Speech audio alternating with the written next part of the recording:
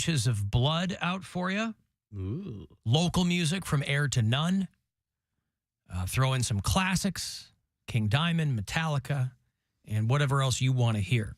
2htm@wmms.com is the email. If you're a local band, you can submit. If it's just something you want to hear, let me know. But tomorrow night, 10 o'clock, with me and Corey and Pat. It's a lot of fun. And then Sunday morning, it's the week in Cox. It is 2 hours of the best stuff from this week. Today's show ending a little bit early. And I only mention this because that's going to bump up the Bill Squire Friday Get Down. We are going to be able to get people's weekend officially underway even earlier. Good. Because I guess we're going to Guardians pregame today. Oh, okay. Usually we'll take you to first pitch, but we will get you to pregame around 6:05, which means the Bill Squire Friday Get Down, you're going to get that before 6 o'clock today. I always like getting the weekend started early. I see that as that as a public good. Yeah. And or service. That's a win. So, well, you got stuff going on tonight. You're going to... I'm going to see the Workaholics guys. That's cool. Over at the Masonic. They do a thing called This Is Important. And we're going to that. A little meet and greet after. Nice. Be a lot of fun. I like those guys. So that will be exciting. Stavros Halkias, if you're a fan of his, he's on the show next week, but I will have the last pair of tickets for you to see him next Saturday night. In about a half an hour, I'll have the last pair to get you to Bill Burr. Both of those guys doing shows next Saturday night. And tickets to see Bill film his new special at the Agora in December, along with Mary. How much time will Mary do on that show? 20. 20 minutes. 20 minutes. You'll do an hour? Yes. 45 to an hour? Yes. And how much time will Marty Malloy do? 10. That's his perfect wheelhouse. 10 minutes. 10 minutes is perfect amount of Marty. All right. It's going to be a lot of fun. So get your tickets. The orchestra seats are close to selling out. Like that's the lowest spot on the floor. Mm-hmm.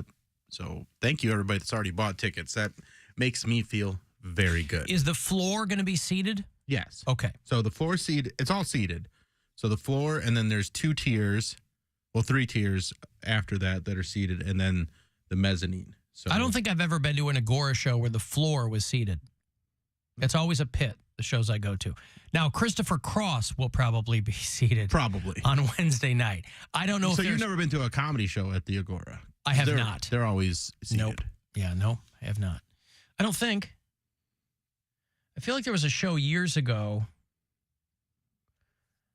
Oh, maybe. I've seen Craig Ferguson there, and then I've opened for Dimitri Martin and Mark Norman. I'm opening for Mark Norman again in early November. I went to a show years ago. And then done Chris McQuanzica a few years. Maybe it was before the Agora got redone or something, but where did Polk do his show? Polk did one show there probably 2015 or 16. Maybe that's what it was. Yeah. We were up in like where Tim Misny fought a bear. I don't recall that, but it was, maybe it was the Agora. But it was before they redid it. Yeah. Because I just remember the venue being a lot more beat up. Yeah. But that had to have been the Agora. We were in a box and, but. Yeah, that was the old Agora. Yeah, but they redid it, I think, in 2018 is when they revealed all the renovations. No, I just go to metal shows there. So there's never seats on the floor that I can recall. Well, that makes sense. Hey, Woody. Alan. What's going on? Just driving home, long day in the mine on a Friday. Happy weekend to you guys. Yep, you too. You're talking about Workaholics. Man, how many seasons did that show run? Because I don't know, but it was hilarious when I saw it. I mean, it didn't run for a long time. Like 3 or 4 seasons. Yeah, not a long time. But 7 seasons. Oh, 7. Okay. I didn't think it ran that many. 2011 to 2017, it ran 7 seasons. Yeah, it was a great show. Yeah, it is. I mean, the 3 characters. I don't know their real names off the top of my head, but Mo, Larry, and Curly. That dynamic was just hilarious to me. Sitting on a roof drinking beer. What else do you do after work, right? That's right. Telemericorp, Rancho Cucamonga. Rancho Cucamonga. Mm-hmm. It's just down it's down I-15, Port San Diego. That's right. And what are you doing for the All right, weekend? have a good weekend. What are you going to be doing this weekend, Woody? I run into Woody on the street out here. He's like guzzling soup. What are the big plans for the weekend? Well, what was it, 3 or 4 weeks ago, we had that big giant wind shear tornado storm out here on the east side. And I lost a couple big limbs. And so I had to bring a tree service guy in to drop the trees, blah, blah, blah. So I got a yard and a driveway full of logs I got to haul around. So I'm hauling logs. The work never ends for Woody. If he's not on the roof, he's out there hauling logs. Hauling logs. And taking care of business. Hauling logs again. Yeah. Yep, it's a Ren and Stimpy. It's log. It's log. Right. It's log. Well, enjoy all that, Woody. Hey, hopefully we'll get together and tip a cold one sometime, me and you and boys. Right. We'll figure it out, okay? Cold one with the boys. All right. Yep. All right. Thank you. There's Woody, who's always nice to chat with. No, tomorrow I have to do some more landscaping stuff, but tomorrow we've got the big, I don't know what they call it, ice cream social or whatever at my daughter's school. So I got to go to that. That's exciting. It's a lot of standing in line while your kid does something, the bounce houses and getting their faces painted and crap like that. And there's, you can buy raffle tickets and stuff, and it's fine. It's okay. And she'll have fun. Then she'll have a great time. That's what is so important. much fun. It's not about you having fun. It's about her it's having never. Trust me, it's never about me having fun. I'm going to see Mesmerica tomorrow at the Science Center.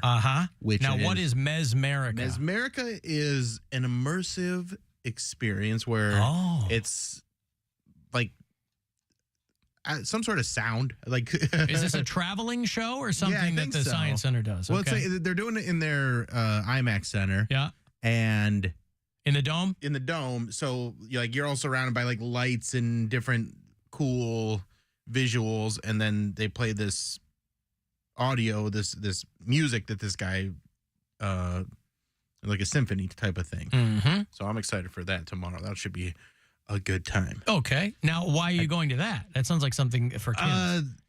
Because it just looked cool. I just saw the ad. The Instagram ad caught me. I was like, I kind of want to go to this. So I'm going to take my friend, and we're going to have some green stuff and then enjoy the experience. Oh, you are? Yeah. All right. Well, I'm looking at a review of the show here on Google, and it sounds like that maybe that might help you.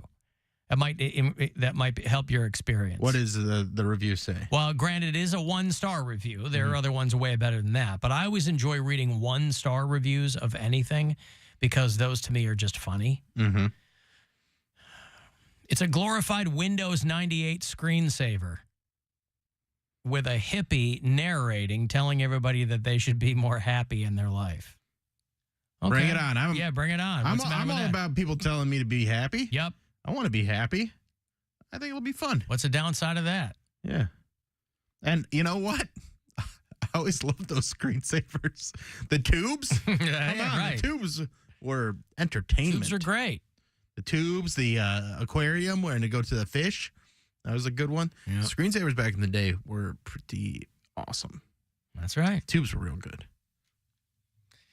Alan, I have front row seats for Bill's show. There you go. They're going to be staring right up your nostrils. Hell yeah. Yep.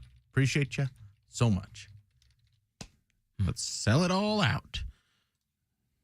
Speaking of 3D pipes, 3D screens or whatever, I was reading about this kid that they arrested in the UK. He's a college student, and they discovered that he was 3D printing a drone for ISIS. Whoa. And again, you can 3D print a lot of things. I mean, there's literal instructions online to make things like that, but you can't, it's not as easy to do as just printing it up and then flying it around and blowing people up. I mean, you can't just scale up and down when it comes to aerodynamics of drones and things. You can't just take something and go, well, I'll just make this bigger, because obviously if you're going to use it for nefarious purposes, it's going to have a payload on it. Mm-hmm. And it's going to be very, very difficult to make that work. But they had a picture of the thing in his that they pulled out of his dorm room, and it just looks like it looks way too big to go not only unnoticed, but to be able to do what they wanted to do. A PhD engineering student in the UK was building a bomb-capable drone for ISIS designed to mimic the Tomahawk missile, and he was building this in his bedroom. And I wonder if people who are perhaps terrorism sympathizers, if they become engineering students so that they can have the requisite skills, or if you're an engineering student and you go, let's see if I can build an ISIS drone. I don't know. You know, my late father was a mechanical engineer. And so that was something that always, my brain didn't work that way. And so seeing him, whether he was working on things for the company he worked for, or whether he was teaching one of his courses, there was nothing in my brain that was able to decipher those kinds of things that came very, very easily to him. But this kid was printing stuff up with his 3D printer and trying to make a big old drone so that he could help ISIS with explosive or chemical weapons. And again, this stuff's online, right? There are literally schematics online. Like, Ukraine has them online for free. You can print up the drones that they're using against Russia. Now, you have to know what you're doing, obviously. I don't know why Russia just doesn't take them and go, hey, let's build, since they're getting their asses kicked, let's take some Ukrainian drones off of, Google Docs and see what we can do with them. The kid says, I was not supporting ISIS. I was just building the drone for my own research. He was researching them. That is a great answer. They can find all kinds of incriminating stuff on your account, on your computer, in the cloud, whatever. You go, no, I was doing research. Just research. What does everybody say? Do your own research. Think for yourself. Do your own research. And then what happens when you do your own research? Give you in trouble. He said he's fascinated by the Islamic State, but he wanted to study it so that he could argue against it. Well, what are you going to do? But, we're entering a new and unprecedented age of drones. There's a drone that was dropping all this porn into a prison. A guy, That's what's up. That's what I'm saying. It was a drug dealer in Australia who had a drone that had a USB drive full of porn on it and 75 grand worth of opioids. And he dropped it into a prison. They immediately confiscated the whole thing, but, that's what people are working on this stuff for. And also, that's the one that they caught. Yeah. He's probably done it a bunch of times, and this is just the time that he got busted. He was already on parole. And they put him back in prison. Trying to use a drone to deliver drugs. Because every prison's got those turrets. How do they not see a drone coming in? At that point, you're eye level with the drone. How are you not seeing the drone? It's amazing. People are bad at their jobs. I got to say, we talk about these mega prisons they're building. They're building that massive one out in Garfield Heights. Or if the Heights. drone's like super high up. Right, but from like yeah, I don't know. The billions of dollars going into prisons. How are things getting in and people getting out? Because they crab walk up the wall and then go over the razor wire. Well, how does that happen? You think I watched enough prison shows to know that I don't know about the crab walking and the escaping, but they allow some contraband to get in because it lowers like the anger of the inmates. Like it's if they get a little something, get a little porn, get a little if they get like a heroin, then they seem to calm down a bit. Because some of the men don't have money for commissary, and like their family is not talking to them anymore. So when they get like an extra Kit Kat bar, or they get like a nudie magazine. Yeah, but I don't mean. Listen, there's tons of corrections officers that are in on the whole thing. Whatever, I get it. I'm not talking about inside politics. I'm talking about the money they spend on prisons. The people who build them and own them and run them, they don't want people getting out. They don't want things getting in. You'd think these places would be state of the art. They're like, oh, we lost a guy. How'd you lose him? Was he some mastermind? No, he hid in a laundry basket. Oh, cool. But you only know your holes until someone tries. Wait, Hold on. I think we just got a new saying. What's the rest? You only know your holes until what? I said you don't know your holes until someone tries them. All right, I'll put that down. Yeah, that one's a good one. We haven't had a good edition in a long time. Not We've for broken me. our dry spell here. Poundcake glossary. But yeah, like doesn't you don't know your holes until someone tries them. Is that what you said? Yes. Okay. Faults in the system. Yeah. Like didn't the government used to pay like hackers to try and hack their accounts? White hat hackers, yeah. So they knew. Say, show us where our weaknesses are. Hey, show us our holes. Yep. Get in there. Do your thing. I guess, but I mean, those of us who are on the outside, the allegedly free people walking around, there's cameras everywhere. Yes, in every direction. How are people getting out of prisons? But we don't think about it because we're not doing anything wrong. People who do stuff wrong are very aware of cameras. So we don't know the flaws in the camera. Like, we don't even know if they're on. We don't know what angle they have. But we have come to the point in a surveillance culture now, because we're doing it to each other, let alone... This camera in here always gets me, like, messing with my nose. That's what I'm saying. How are there cameras in prisons that are either not working or not... Because they assume that it's like in the circus when you have these big animals on a single chain, they're just kind of brainwashed and they don't really try to get out. Not many people escape prisons. I mean, if a prison holds 8,000 inmates and one gets out, that's a pretty good, rate. That's a pretty good percentage. Yeah, numerically, you're right. I'm just saying, I can't believe anybody gets out. I can't believe anybody escapes. Yeah, that's why I always enough you can. Well, you starve yourself for 3 days by hiding in something that's going to be shipped out later, and they're like, "Well, no one's been in here for 3 days." Well, it's also contingent on the people working there to be doing their jobs properly too, and there's probably all kinds of stuff that they are looking the other way, or they get So again, that's all inside politics. I'm just saying from the technology standpoint, I can't believe. Obviously humans, there's some fallibility there, but I can't believe they were like, oh, those cameras weren't working. How is that? For the money? Now, granted, if you're a private prison company, you're not looking to spend money. You're looking to make money, trying to keep the beds full. But that's a growth industry, incarceration. It's pretty wild. I don't like that. Like for-profit prisons. Oh, you don't? Hot take from Poundcake. You don't like for-profit prisons. I don't like that because there's an incentive to send somebody should get the word out. How do you feel about for-profit hospitals? How do you feel about campaign finance?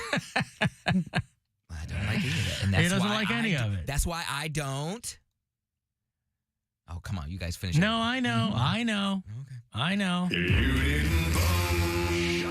I like his rationale. I don't like these things, and that's why I don't do anything to change them. I had to circle back. That's right. I've got a break here. If you want to go see Stavros Halkias, he's bringing the Fat Rascal Tour to Playhouse Square next Saturday night. I'll give you my last pair of tickets here after the break.